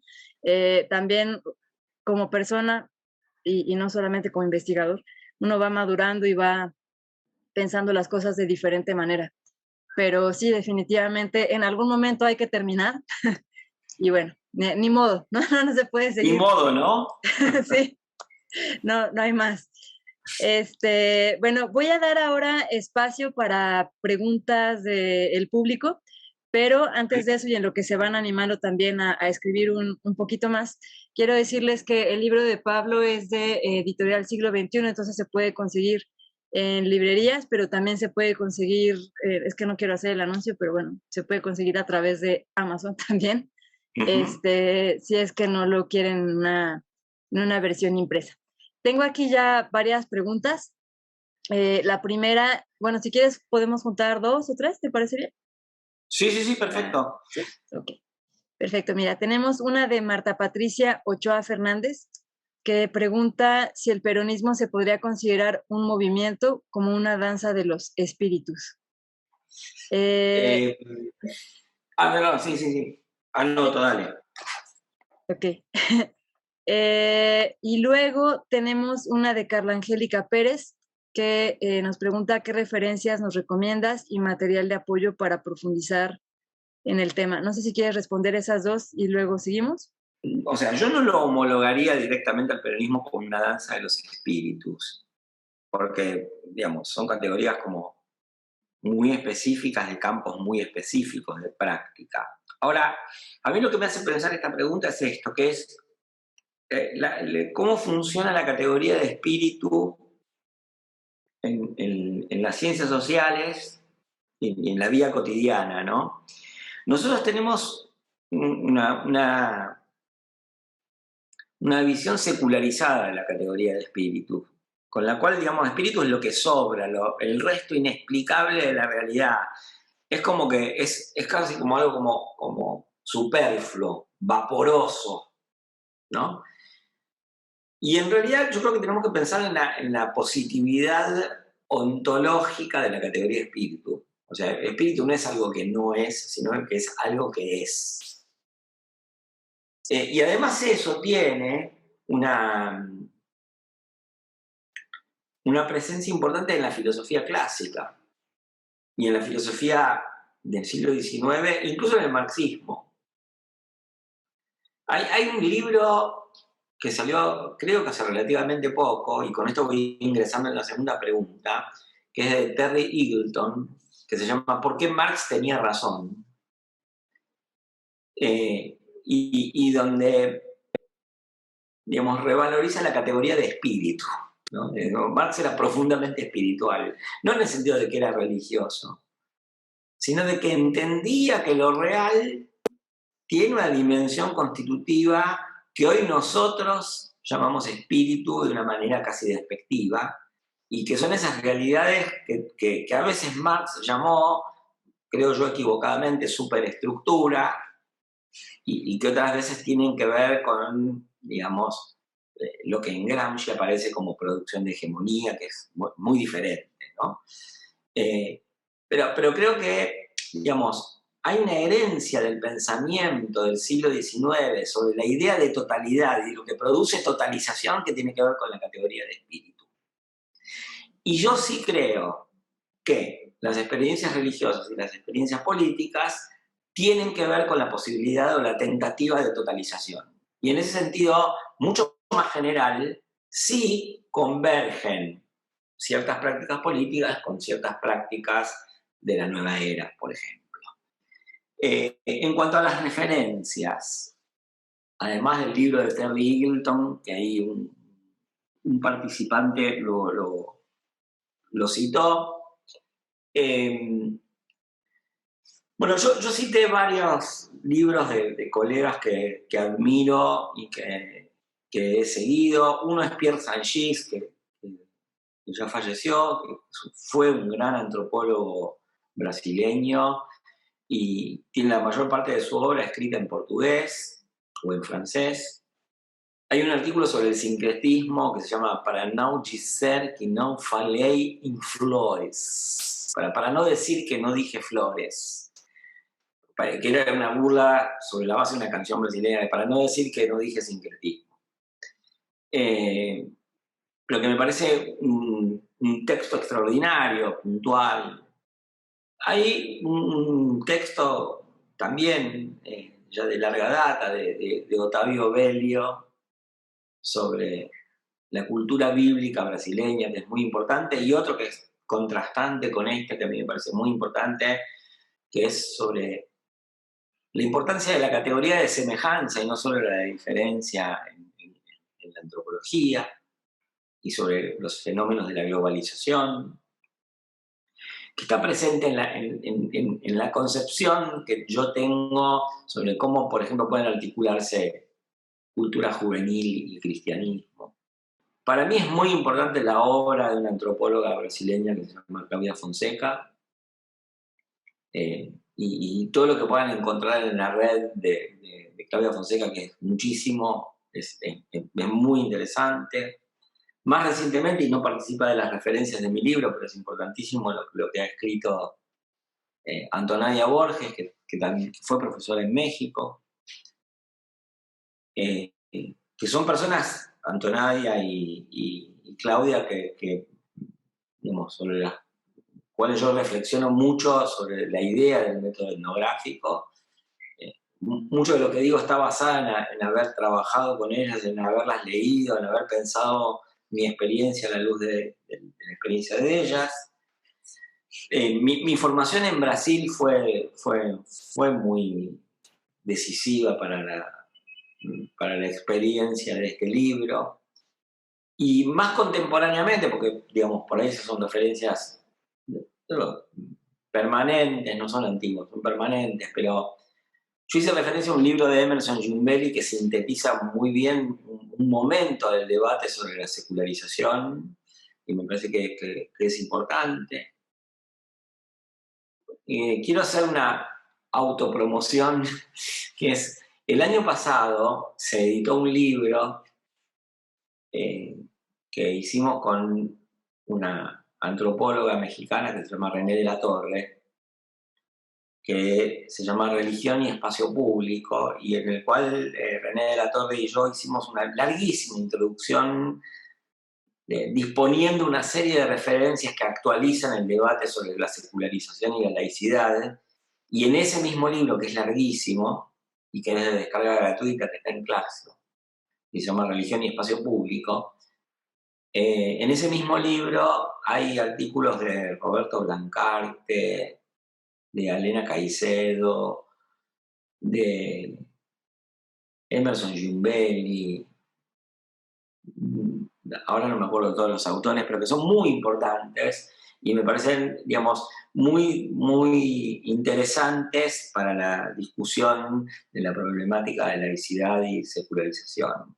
Y por último, una referencia que yo creo que es muy importante, y que, digamos, también formó parte permanente de los diálogos que yo tuve para producir este libro y de los diálogos posteriores que yo tengo toda mi vida para trabajar sobre cualquier tema, pero específicamente sobre religión, que es el diálogo que yo tengo con un antropólogo y sociólogo argentino que se llama Alejandro Frigerio, que, digamos, es uno de los tipos más generosos que yo conozco en el planeta, en el sentido de que a mí me facilitó aprender muchísimas cosas, me facilitó mi formación en Brasil, me hizo los contactos, me dio bibliografía que me entusiasmó, me discutió permanentemente mi relación con esa bibliografía, diciéndome, bueno, pero hay otras cosas, y tenía razón. Y al mismo tiempo yo le discutía a él y tenemos un intercambio, digamos, muy intenso. Y Alejandro, en los últimos 4 o 5 años, ha producido una serie de artículos sobre el campo religioso, la definición de religión, la definición de espiritualidad, que yo creo que son artículos decisivos para las ciencias sociales de la religión de América Latina, ¿no? Y es más, diría, para una perspectiva crítica de la colonialidad, no solamente en relación al campo de investigación, no solamente en relación a los objetos de investigación, sino también en relación a las posiciones del campo de investigadores, ¿no? Producción autónoma de conocimiento sobre la experiencia religiosa, y bueno, Alejandro y René Latorre tienen como un papel decisivo en eso, y a mí me parece importante leerlos. Mucho de lo que nombré de Alejandro Frigerio pueden acceder a través de una página que se llama Diversa. Yo ahora, mientras en algún momento busco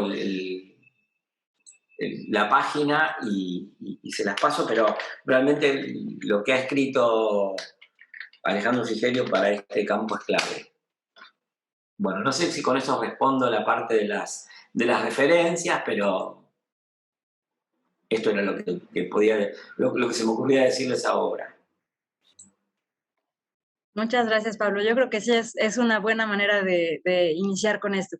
Tengo ya más preguntas. Hay una de Helmut Torres Contreras. Te quiere preguntar, ¿cuál crees que es la importancia del estudio de las culturas populares para las ciencias sociales y las humanidades hoy?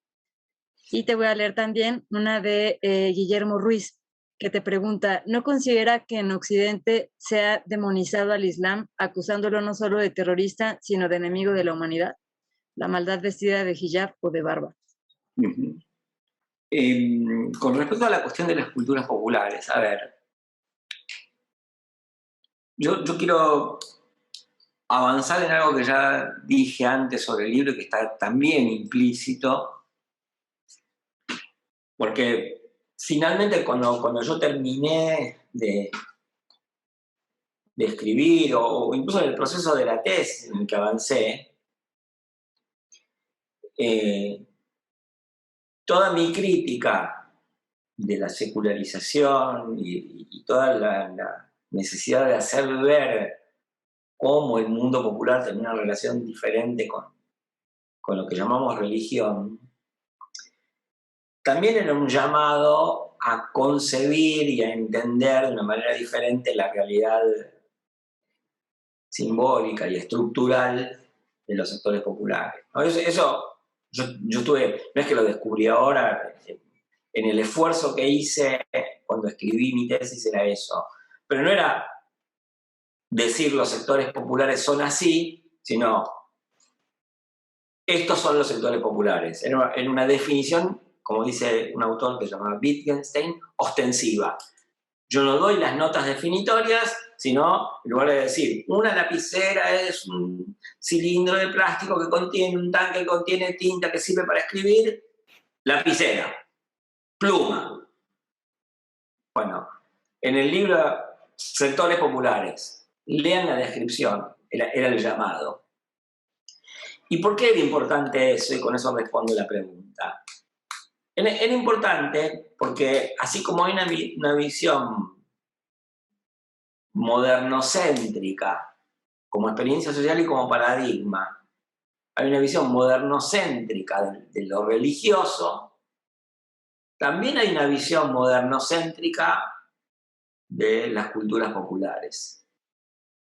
Y esa visión modernocéntrica consiste en asimilar lo popular a lo tradicional y lo tradicional a lo sobreviviente y a lo superstitante y a lo declinante. Y la verdad es que no.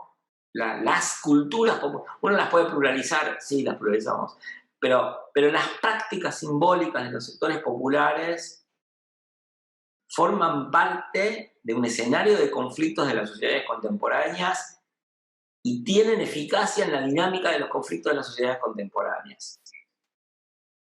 Y esa eficacia se manifestó en América Latina, sobre todo en el Cono Sur, bien, mal, no importa la valoración política que tengan ustedes y que tenga yo, durante todo el periodo de 2000-2010.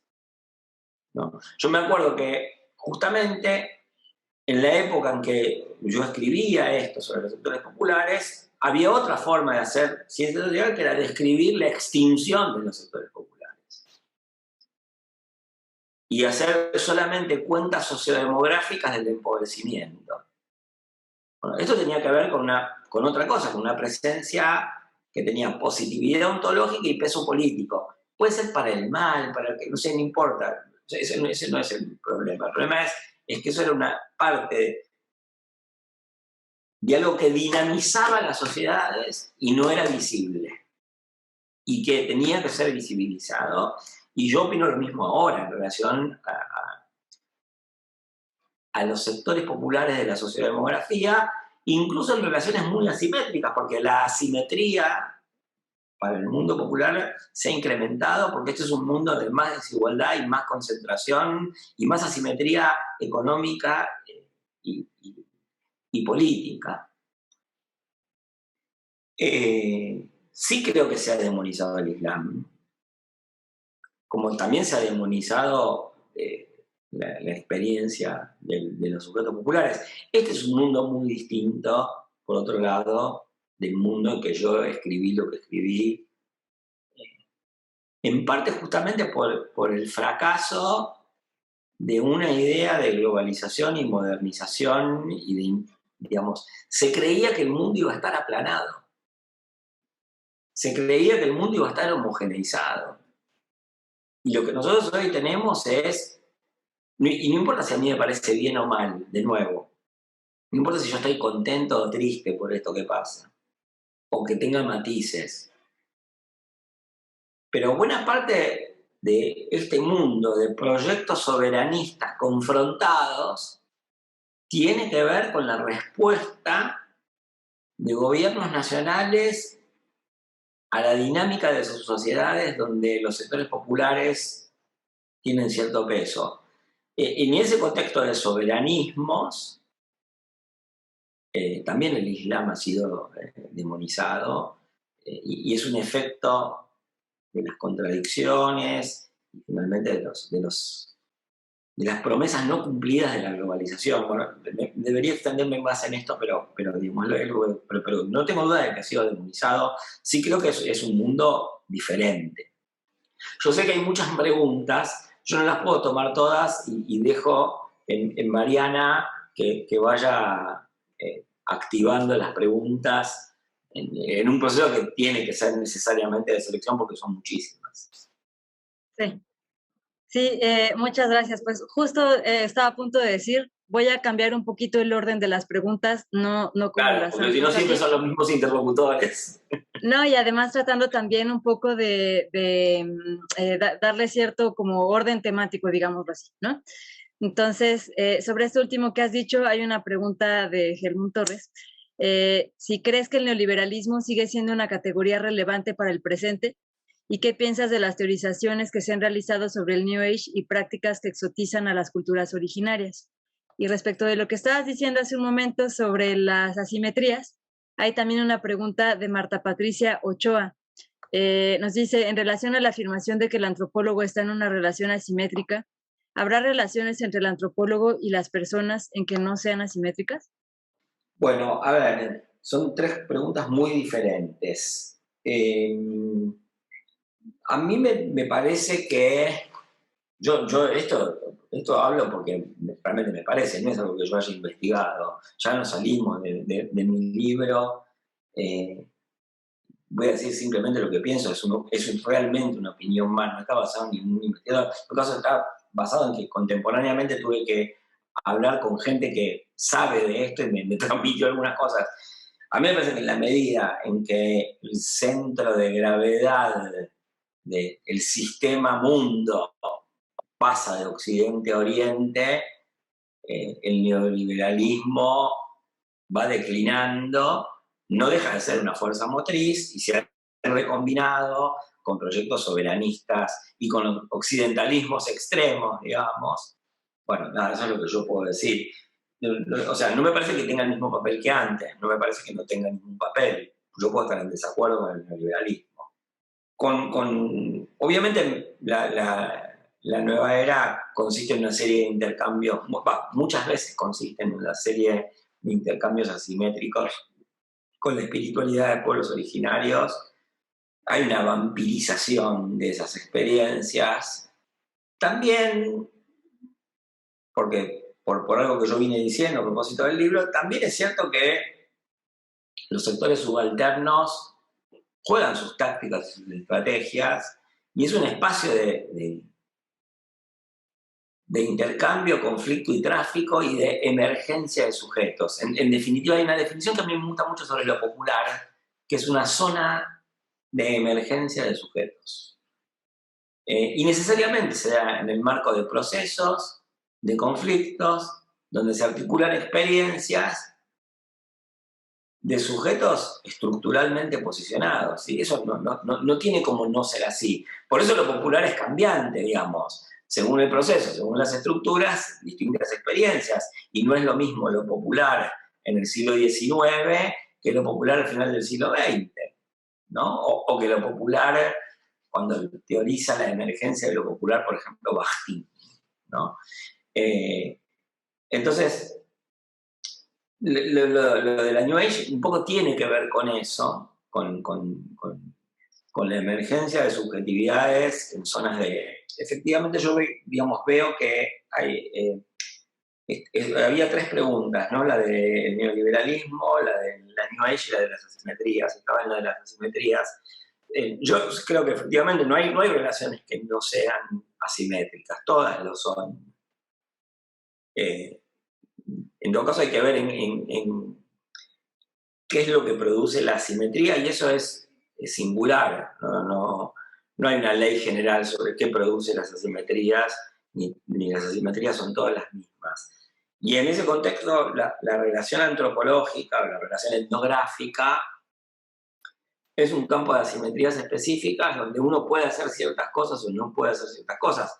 Parte de lo que yo estuve narrando tiene que ver con que yo me fui dando cuenta de que la asimetría de esas relaciones podía no ser tan brutal y que uno no debía acomodarse y contentarse con la idea, bueno, es asimétrico, ya está, me quedo ahí. ¿Qué le vamos a hacer? Es asimétrico, ¿no? Y hay distintas formas de revertir la asimetría.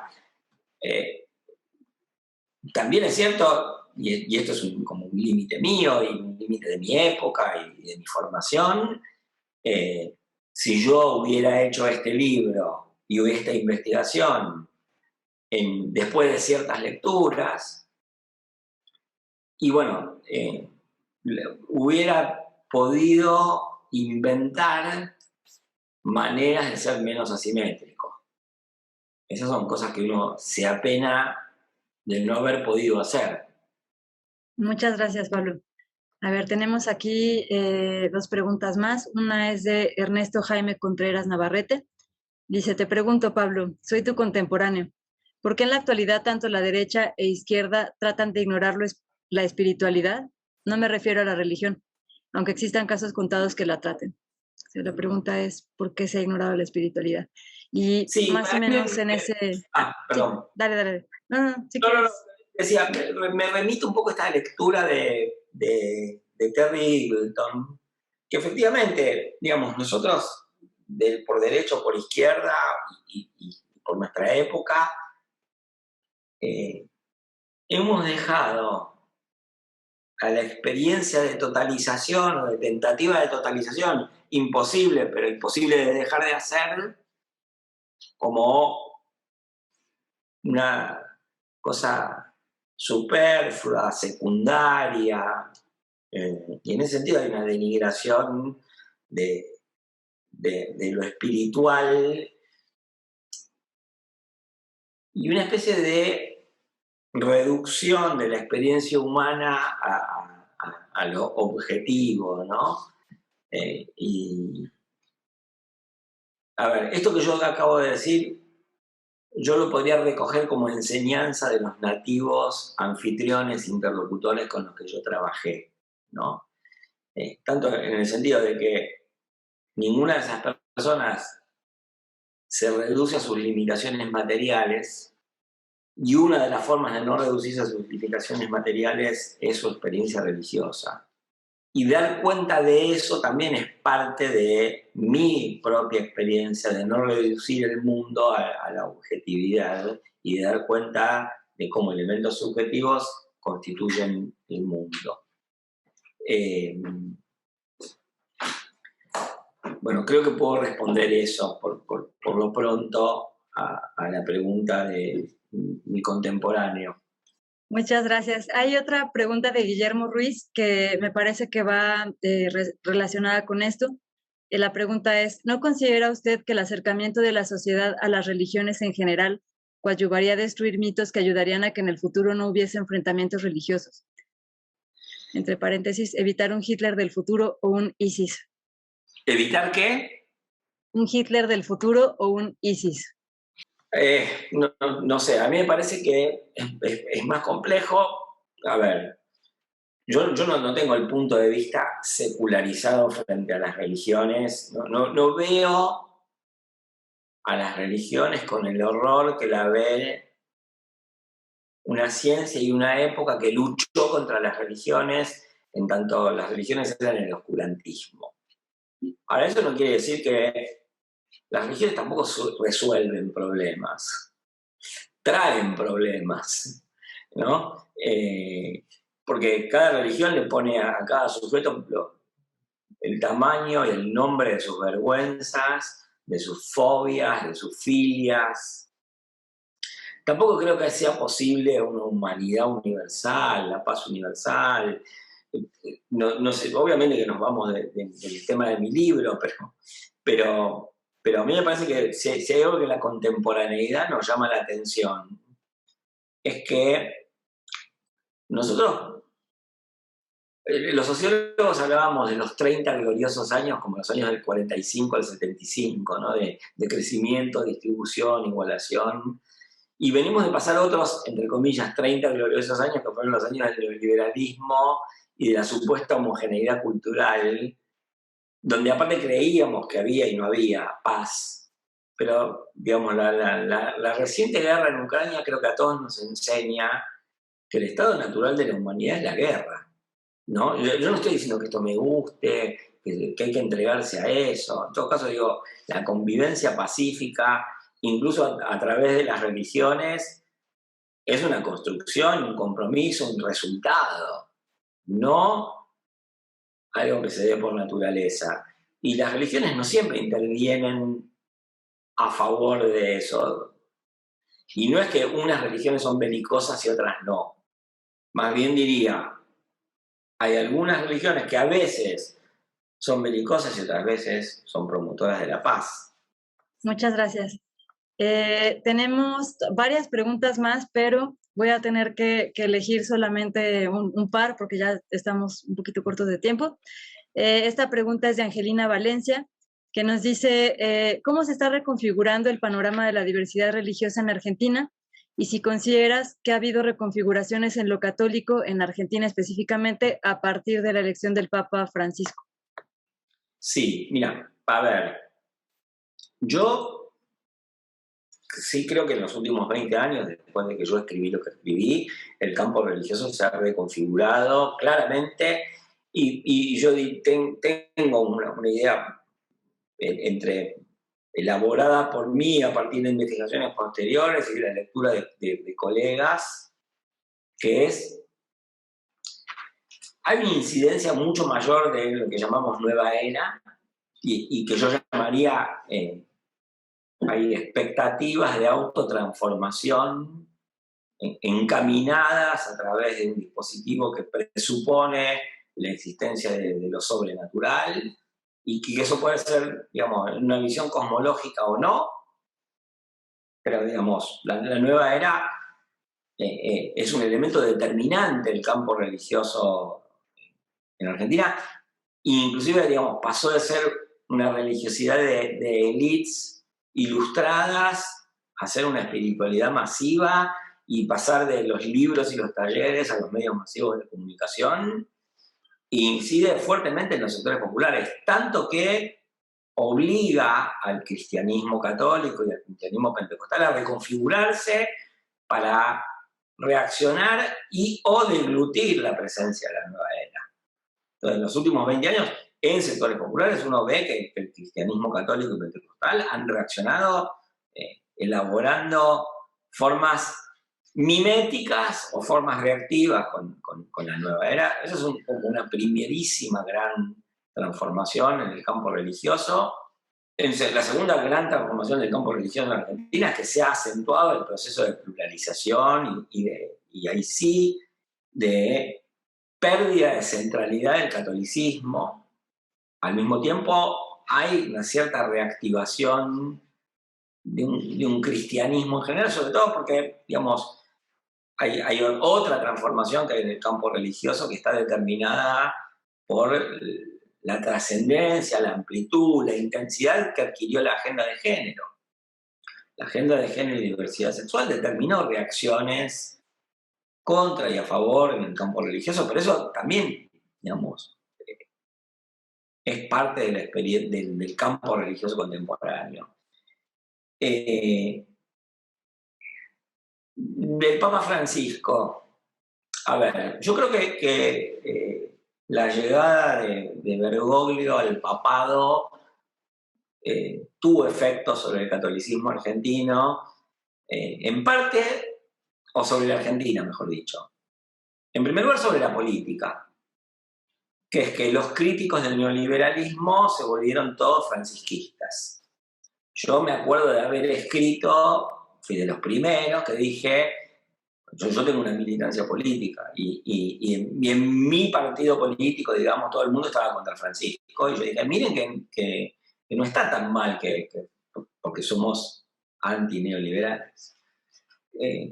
Los que nos oponemos al neoliberalismo no deberíamos estar disgustados por la presencia de Francisco. Todo el mundo se hizo francisquista.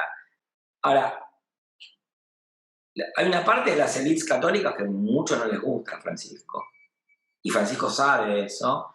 Francisco tiene una entrevista que es muy importante en la revista Civitas, que es la de los jesuitas, apenas lo nombran, y es importantísimo porque le preguntan por sus intelectuales preferidos y Francisco habla de Michel de Certeau, y él dice cómo él piensa que son los procesos sociales, y él dice los procesos sociales son ataques del tiempo contra el espacio, ¿no? Y él se concibe a sí mismo como parte de un tiempo que ataca estructuras que se consolidaron como espacio. Y las élites católicas que están en contra de Francisco en Argentina reaccionan como espacio contra el tiempo. Eso no hizo aumentar el número de católicos de todas maneras, ¿no? Porque muchos de los que se hicieron francisquitas no tienen experiencia religiosa, ni son activísimos militantes católicos, ni nada que se le parezca. Sí modificó el conflicto al interior del catolicismo, porque al mismo tiempo que hay élites católicas que se pusieron contra Francisco, hay élites católicas que se pusieron a favor de Francisco, y el papado dentro del catolicismo tiene una fuerza enorme. El papado dentro de las sociedades no se tiene una fuerza enorme. No es que Francisco dice, hagan la paz y se hace la paz. Más bien no. ¿No? Pero obviamente en el funcionamiento del catolicismo Francisco es importantísimo y yo creo que se va imponiendo en el catolicismo parte del proceso que él dispara y yo espero que sea así. Muchas gracias también por esta respuesta. Miren, hablando de tener que terminar las cosas aunque uno no quiera, se nos está terminando ya el tiempo. Así es que me disculpo por las preguntas que ya no se pudieron plantear o los comentarios que no se pudieron plantear, pero de nuevo, Pablo, muchísimas gracias por aceptar la invitación para estar acá. La verdad es que ha sido una conversación que he disfrutado mucho, que creo que ha suscitado además mucho interés. Y bueno, pues espero que no sea la última vez, por favor, que sean muchas más. Siempre es un gusto escucharte. Bueno, Así es que, quiero para cerrar, primero, sí. Mariana, yo te agradezco de una forma infinita haber planteado este espacio, la conducción que ejerciste y la lectura, la verdad es que yo no podría haber esperado nada mejor que la forma en que funcionó esto. Te agradezco realmente muchísimo, estoy gratísimo de corazón. Nada, o sea, voy a agradecerte una vez más y cuando vaya a México te voy a llevar mis presentes. Estoy muy contento, realmente, y también estoy muy contento por las preguntas, por el entusiasmo que cada uno de ustedes ha manifestado y por la cantidad de gente que se hizo presente, que me sorprende. Así que también les agradezco a todos muchísimo, algunos los conozco, otros no. Espero que nos crucemos en algún momento en México, yo voy a viajar en junio. Con Claxo voy a hacer un taller sobre religión en la reunión anual de Claxo. Y me están pidiendo correo electrónico. Yo les doy mi cuenta de Facebook y búsquenme por ahí, que es más fácil ubicarme porque si no el correo electrónico se llena de mensajes que es más difícil de ir respondiendo. Pero por Facebook, Pablo Seman, tal como lo leen y lo escribe, Pablo, Seman. Hay solamente otro Seman que es Pavel Seman, pero que no soy yo, es un checoslovaco o algo así, o un checo, o un eslovaco, no sé. Pero búsquenme por Facebook. En la foto estoy nadando en Tulum. Así que me pueden encontrar por ahí y cualquier mensaje yo respondo. Y si es para una consulta bibliográfica en particular, y bueno, a través de Mariana también, pero digo, por Facebook yo respondo. ¿Sí? Así que bueno, de nuevo muchísimas gracias. No, al contrario, gracias a ti. Ojalá en junio que vengas podamos seguir platicando. Eso me dará muchísimo gusto.